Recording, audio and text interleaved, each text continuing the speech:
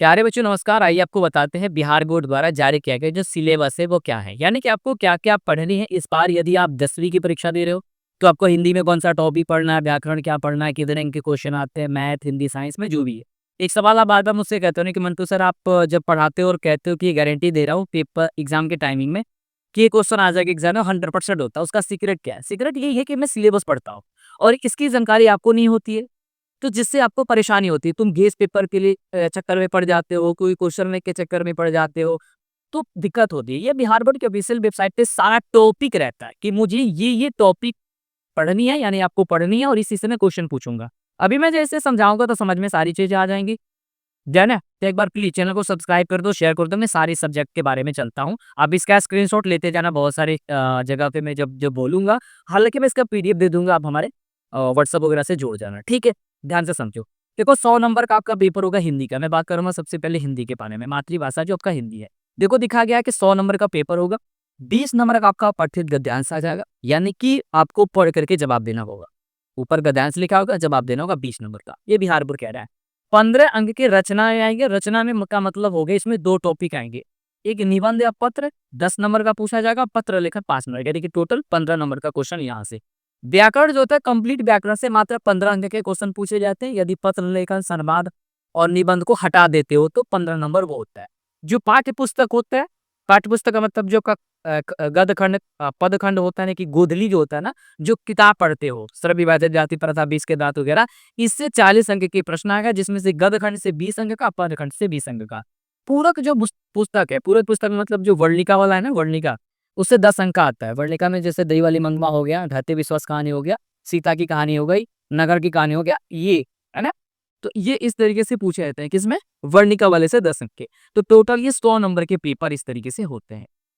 व्यापक ने बहुत अच्छा काम किया हुआ है कि आपको ये बता दिया कि देखो यदि आप सिलेबस के अकॉर्डिंग आपको पढ़नी है तो कौन से दिन मतलब कौन से महीने में क्या क्या आपको पढ़ने की जरूरत है। तो उसने कहा है कि देखो अप्रैल के महीना में आप श्रम विभाजन, जाति प्रथा वाला चैप्टर पढ़ना।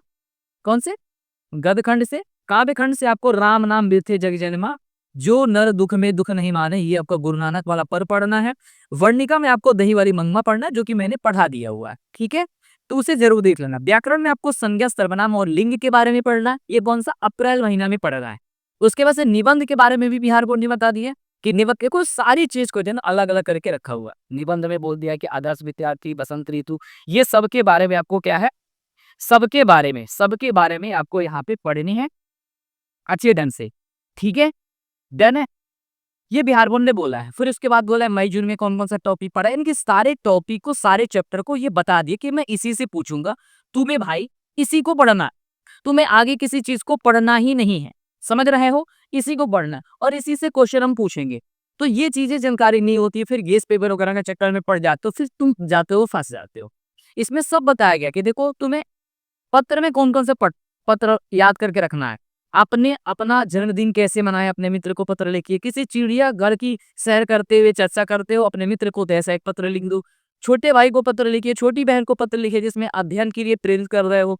समय का महत्व बताते हुए विद्यालय की किसी मनोरंजक घटना के बारे में अपने मित्र के पास एक पत्र लिखिए। यही टॉपिक से क्वेश्चन आते हैं, यानी कि यही निबंध, यही टॉपिक, यही आपके पत्र लेखन से क्वेश्चन पूछे जाते हैं। ये नहीं पता, सबका स्क्रीनशॉट ले लो, फटाफट से ले लो। हालांकि मैं पीडीएफ तो दे दूंगा, ठीक है? संवाद में क्या क्या आपको पढ़ना, पठित गद्यांश जो होती है वो उसमें 5 प्रश्न पूछे जाएंगे।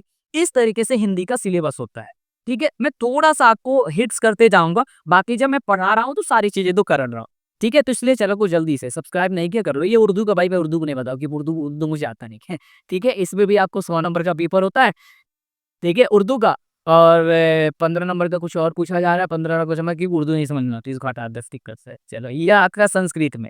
संस्कृत में देखो, संस्कृत का भी पेपर जो होती है वो 100 मार्क्स का होता है, जिसमें 13 नंबर का अपठित होता है, जैसे हिंदी में होता है, यानी कि पढ़ करके जवाब देना।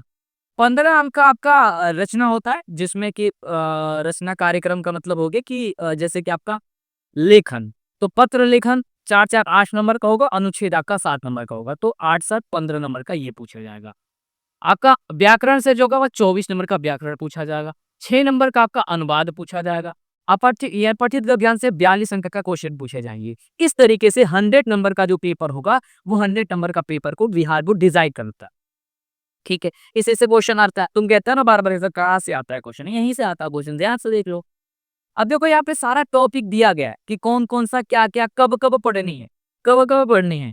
अब अपठित गद्यांश में क्या क्या पढ़नी है, कैसे पढ़नी है। रचनात्मक अनुच्छेद में अनुच्छेद आपको क्या क्या, वसंत ऋतु याद कर लेना, छात्र जीवनम याद कर लेना, हिमालय याद कर लेना, अस्माकम देशम देशा, इस पे अनुच्छेद याद कर लेना, अस्माकम ग्राम विज्ञान से चमत्कार, दूरदर्शनम, डॉक्टर राजेंद्र प्रसाद। ये देखोगे आप, जब क्वेश्चन लिंक उठाओगे ना तो पता चलेगा इससे बाहर तो कोई टॉपिक ही नहीं आया है यार।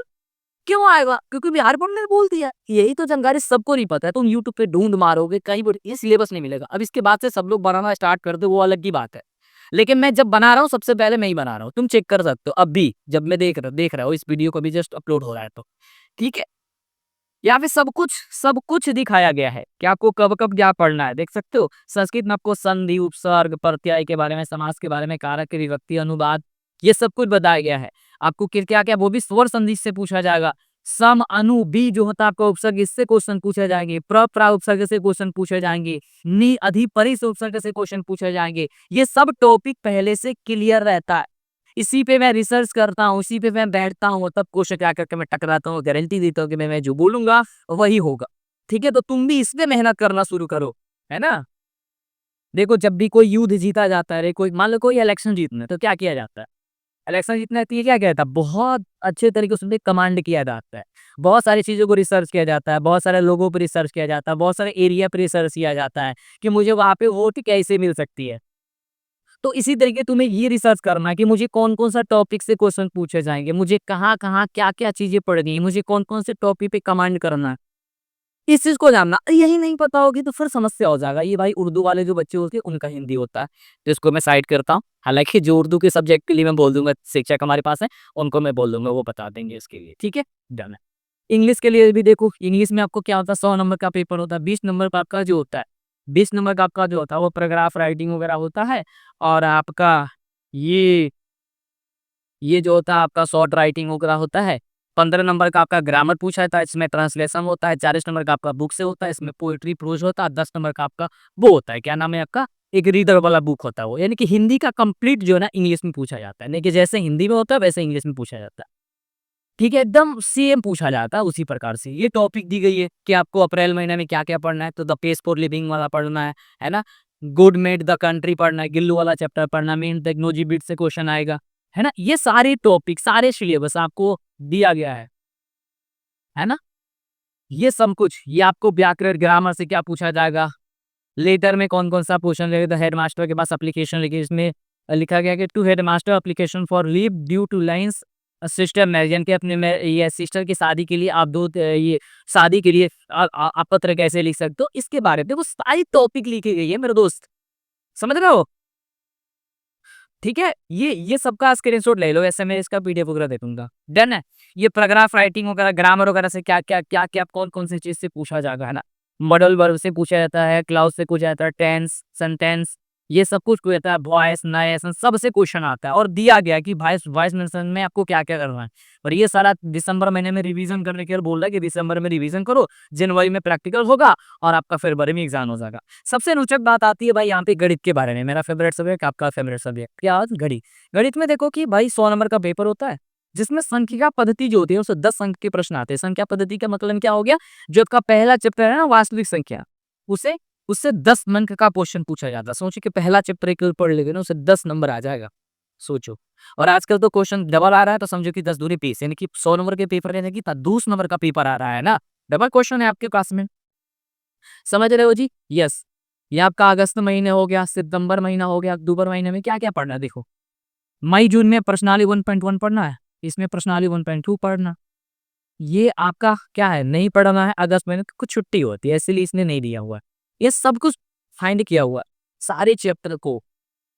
बहुपद पढ़ना है, बहुपद के ये सब कुछ मैंने पढ़ा दिया। बहुपद, वास्तविक संख्या, सबका प्लेलिस्ट का लिंक है, अब देख लो अच्छे से। ठीक है, पढ़ लो। निर्देशांक ज्योमेट्री, सूत्र निकालना, कब कब विभाजन सूत्र को समाप्त करना इसमें, है ना। त्रिभुज का क्षेत्रफल, ये सब कुछ टॉपिक दी गई है। कौन से महीने में कौन सा टॉपिक पढ़ना है, ये सब कुछ दिया गया है। महीना बताओ, आप टॉपिक नोट कर लेना कि मुझे ये टॉपिक पढ़ना है प्रत्येक सब्जेक्ट में। इसका तो प्रिंट आउट आपके पास होना चाहिए, इसका तो फेयर नोट्स जो भी ये चीज़ आपको एक जगह लिखना होना चाहिए, ताकि भाई मैं जब भी उल्टू ना, यानी कि पलटू कॉपी वगैरह, तो मुझे दिखे कि मुझे क्या छूट रहा है, क्या बाकी है। ये तो जानकारी होनी चाहिए ना मेरे भाई। तो ये ज़रूर आप जानकारी कर लेना, इसे नोट ज़रूर कर लेना फटाफट से, ठीक है जी। ये उसी प्रकार से आपका साइंस का होता है। मैं छोटा देखो, एक-एक टॉपिक मैं पढ़ूँगा, इसमें तो टाइम लग जाएगा, आप खुद पढ़िए ना। ठीक है, मैं जो इम्पोर्टेंट है वो बता देता हूँ, जैसे ज्ञान में 27 नंबर का आपका भौतिक शास्त्र से क्वेश्चन आएगा 80 नंबर में। 27 नंबर का आपका रसायन शास्त्र केमिस्ट्री से, और आपका जीव विज्ञान यानी कि बायोलॉजी से आपका कितना आएगा, 26 नंबर का परीक्षा में प्रश्न पूछा जाएगा। इस तरीके से 80 नंबर का या 20 नंबर का आपका प्रैक्टिकल, तो 100 नंबर का पेपर हो जाएगा। 80 नंबर में कौन कौन सा टॉपिक पढ़ना है आपको देख सकते हैं, प्रकाश का पवर्तन अपवर्तन पढ़ना है, गोलीय दर्पण के बारे में पढ़ना है ना? सूर्यास्त के समय सूर्य जो है ना रंग उसका कैसा होता है, इसके बारे में पढ़ना है ना? तो ये सारे टॉपिक है, जो टॉपिक आप देख सकते हो। मैं टॉपिक को थोड़ा पढ़ूँगा, आप आधी समय होता है ना, दिक्कत होगा। इसलिए ये देखो, रसायन विज्ञान में क्या पढ़ना है, रासायनिक अभिक्रिया समीकरण, रासायनिक अभिक्रिया समीकरण क्या है, संयोजन वियोजन अभिक्रिया क्या है, विस्थापन अभिक्रिया क्या है, द्विविस्थापन अभिक्रिया क्या है, उपचयन क्या, अपचयन क्या है, ये ही रहता है टॉपिक, और इसी से पूछा जाता है, इसी से क्वेश्चन सब आते हैं। जीव विज्ञान में देख सकते हो क्या-क्या पढ़ना है, जैव प्रक्रम पढ़ना है ना? जैव प्रक्रम क्या है, पोषण क्या है, स्वपोषी पोषण क्या है, विषमपोषी पोषण क्या है, ये सारे टॉपिक पूरे चैप्टर के जो टॉपिक से क्वेश्चन बिहार बोर्ड पूछता है, वो सब कुछ यहाँ पे दिया गया है। तो ये आपका रहा सिलेबस बिहार बोर्ड का, ठीक है। इस तरीके से प्रैक्टिकल के लिए है जी, कि 20 नंबर में क्या-क्या आता है, इसको हटा दो, इसको तो कोई दिक्कत नहीं है, प्रैक्टिकल एग्जाम स्कूल में होता है, उसको आसानी से कर लेते हो। अब बात करते हैं भाई सोशल साइंस की। सोशल साइंस में देखो 4-5 सब्जेक्ट हो जाते हैं, जिसमें इतिहास से 20 अंक का प्रश्न पूछा जाता है, भूगोल से 20 अंक का प्रश्न पूछा जाता है, राजनीतिक शास्त्र से मात्र 18 नंबर का क्वेश्चन पूछा जाता है, अर्थव्यवस्था जो है ना, अर्थशास्त्र, उससे 16 अंक का क्वेश्चन, और आपदा से आपका 6 अंक का प्रश्न पूछा जाता है। इस तरीके से 80 नंबर का क्वेश्चन ये पूछा जाता है, और 20 नंबर का प्रैक्टिकल होता है, आपका 100 नंबर का पेपर होता है। आपको इतिहास में क्या-क्या पढ़ना है, वो आपका यूरोप में राष्ट्रवाद के बारे में पढ़ना है, जो कि नेपोलियन, मेटरनिक, जुलाई 1830 की क्रांति, 1830 की क्रांति के प्रभाव क्या है, सन 1847 की क्रांति क्या है, इटली एकीकरण क्या है, जर्मनी मेजनी एकीकरण का द्वितीय चरण क्या है, काउंट खाबर कौन था, गेरिबाल्डी कौन था, ये सारे टॉपिक आपको पढ़ना है, जो टॉपिक दिया गया है। इसी टॉपिक से पेपर में क्वेश्चन पूछे जाते हैं, और आपको इन सब का अध्ययन, इसकी सबकी जानकारी अवश्य होनी चाहिए, ठीक है। भूगोल में आपको क्या-क्या पढ़नी हो देख सकते हो, संसाधन का महत्व क्या है, संसाधन का वर्गीकरण क्या है, ये सारे के सारे टॉपिक क्या है, राई क्या है, मकई क्या है, दाली, दलहन, तिलहन के बारे में पढ़ना है, यानी सब टॉपिक दिया गया है। इसका स्क्रीनशॉट लेना चाहते हो ले सकते हो, हमारे व्हाट्सएप पे जुड़ जाओ। हाँ, स्टेटस देखा है व्हाट्सएप पे, वहाँ पे जाओ, पे सर्च करो मंटू सर विद्याकुल, और जैसे मंटू सर विद्याकुल जो सर्च करोगे, वहाँ पे फटाफट से आप इसे ज्वाइन हो जाएगा, वहाँ पे पीडीएफ मिल जाएगा। कुछ दिन के बाद वीडियो देख रहे होगे तो स्क्रॉल कर लेना, है ना? डे चेक कर लेना कौन से दिन का है, उस दिन का आप पीडीएफ इसको निकलवा लेना, मतलब निकाल लेना, ठीक है? इसका प्रिंट करो, जो भी कर लो, या फिर बिहार बोर्ड के ऑफिशियल वेबसाइट पे है, मैं वहाँ पे बता दूँगा, वहाँ से भी डाउनलोड कर सकते हो। डन है? ये अर्थव्यवस्था में क्या-क्या पढ़नी है जी, जो अर्थव्यवस्था के टॉपिक है, सारी के सारे टॉपिक यहाँ पे दी गई है।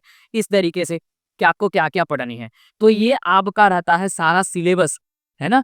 कि आपको कहाँ पे क्या चीज़ कैसे पढ़ना है, कौन से टॉपिक का रिवीजन करना, और इसी से आप कहते हो बार-बार मंटू सर कि आप बताइए सर कैसे पढ़ें, कहाँ से पढ़ें? तो गेस पेपर वगैरह के चक्कर में छोड़ो, पहले इस सिलेबस को कंप्लीट कर लो। आप अपने आप से सवाल करना कि आप सिलेबस के अकॉर्डिंग पढ़ रहे हो, नहीं पढ़ रहे हो। सिलेबस के अकॉर्डिंग पढ़ो। मानता हूँ कि आप अप्रैल, मई, जून महीने में जो है दिया गया है कि आपको ये पढ़ना है, कोई दिक्कत नहीं, आप अलग-अलग भी पढ़ सकते हो। लेकिन ये सारे के सारे जो टॉपिक है ना मेरे दोस्त, ये पढ़ना बहुत ज़रूरी है। और ये इसका हमने लगातार इसका संघर्ष शुरू कर दिया है, इसको लगातार हम पढ़ाना शुरू कर दिए हैं। तो प्लीज़ आप चैनल को सब्सक्राइब कर लो, लाइक कर लो, जितने भी प्लेलिस्ट में वीडियो है, उसे ज़रूर देखिए। ठीक है मेरे भाई? तो हम मिलेंगे अगले वाली क्लास में, अगले वाले सेशन में। मुझे दीजिए इजाज़त, इसके बाद जस्ट क्लास भी होने वाली है। Thank you so much, love you, take care, bye, मिलते हैं अगली वाली क्लास में।